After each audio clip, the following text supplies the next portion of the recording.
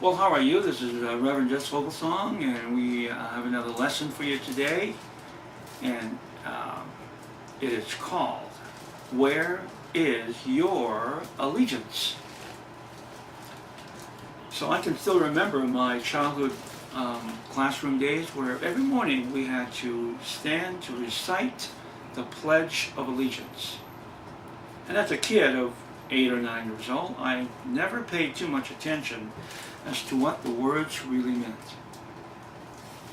To have allegiance to the flag, to our country, to the people.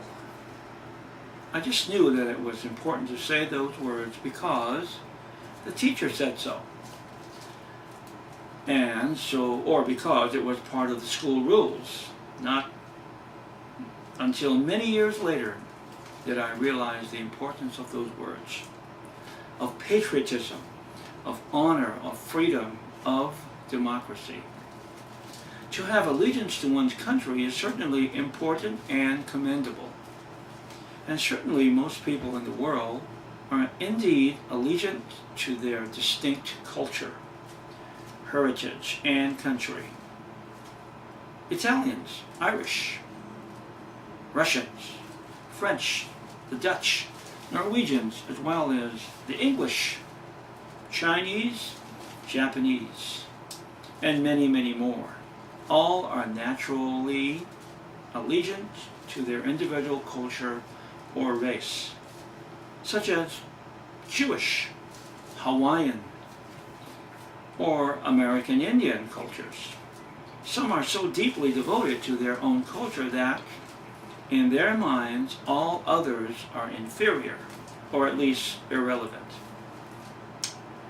Nationalism, for the most part, becomes so strong in some cultures that it impedes their vision of universal oneness. That is, humanity as a whole, created by God.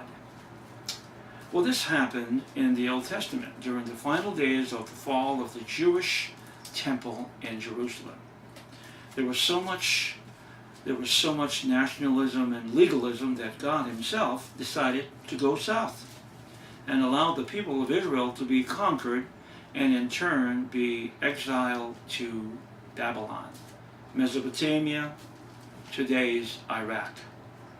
Jeremiah 39 verses 1 and 2.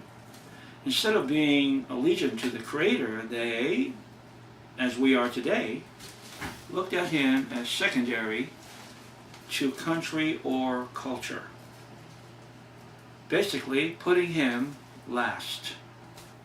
I suggest to you that we look beyond one's nationalistic interests and instead focus on the one who made us and the one who showed us the importance of love and respect for one another.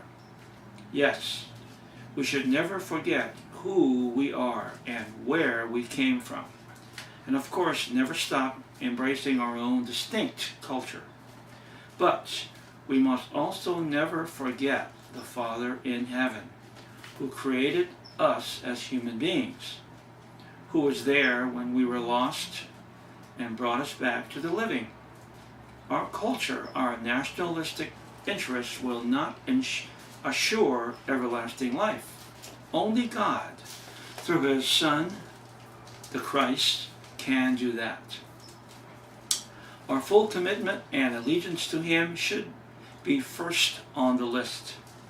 All other things should be secondary. Your faith in his redemptive plan through the deliverance of the sacrificial lamb is imperative for your survival in this potentially chaotic universe. This is where my allegiance is, in God, Yahweh, who through his Son, the Christ, saved all of us. Why not celebrate this knowledge as part of who you are, as part of whom you are? No matter what ancestry, culture, or country you derive from, don't forget your true history and who created you. He has not left the scene. He has been with us from the beginning. His illustrations and signs are everywhere. Don't shut him out. Live your life with the Father in mind. Include him in your daily activities, in your conversations, in your journey. We are all on a journey.